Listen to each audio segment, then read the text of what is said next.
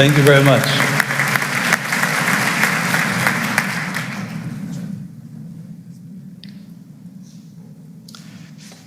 Dear friends, I am honored to accept the Liberty Medal of the National Constitution Center in this year that marks the 250th anniversary of the founding of the United States of America with the signing of the Declaration of Independence on July 4th, 1776.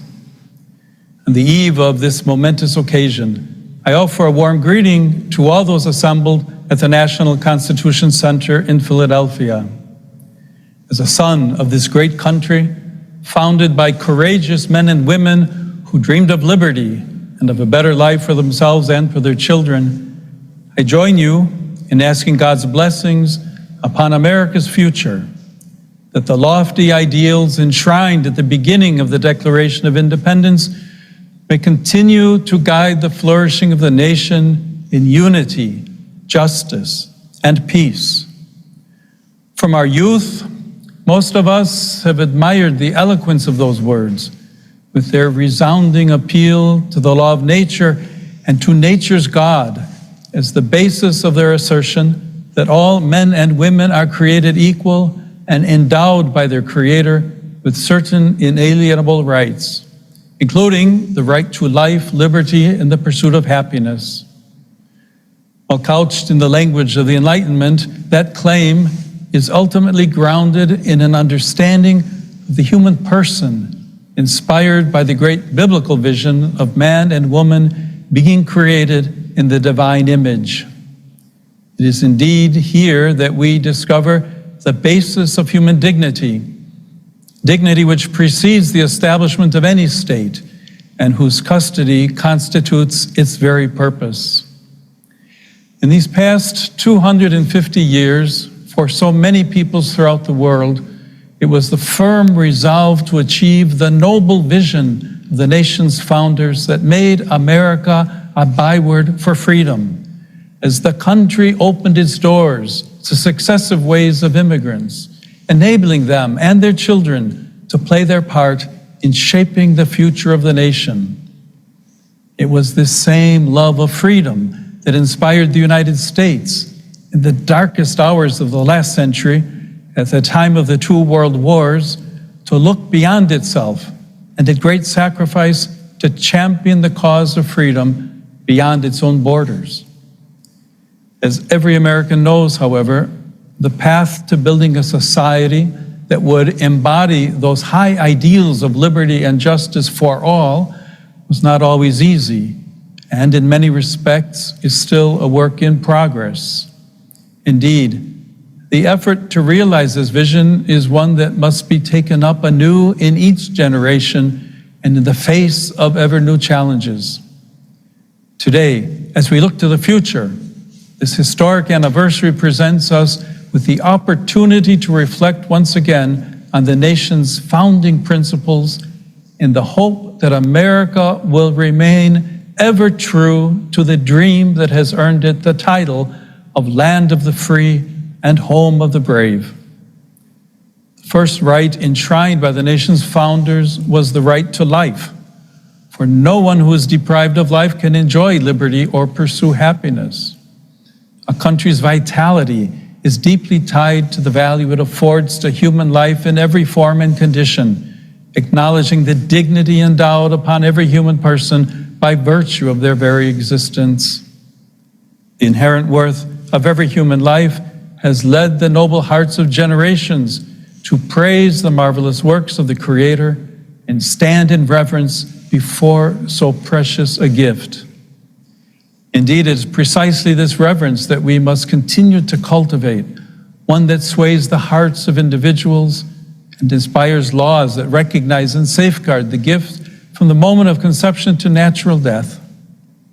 Reverence, too, will aid us in discovering that we are guardians and stewards of those entrusted to our care. In this regard, the moral greatness of a nation is manifested, above all, in its capacity to support, protect, and cherish the lives of all, especially the most vulnerable and those whose worth is questioned.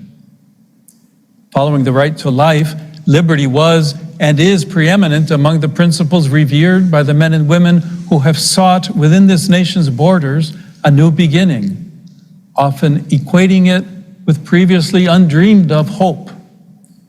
Though frequently understood as the ability to act as one would like, authentic freedom runs much deeper.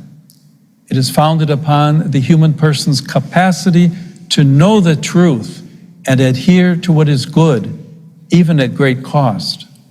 A sacrifice well known to many who have labored to shape this country. The desire for truth and freedom, as well as the very pursuit of happiness, continues to inspire people of all generations to ask fundamental questions regarding the meaning of life, our ultimate purpose, and indeed about God.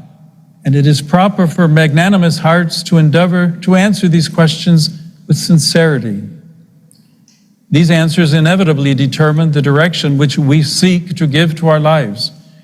And America has long championed the religious freedom necessary to follow responsibly the dictates of conscience in this regard, free from fear and coercion, as enshrined in the First Amendment to the United States Constitution.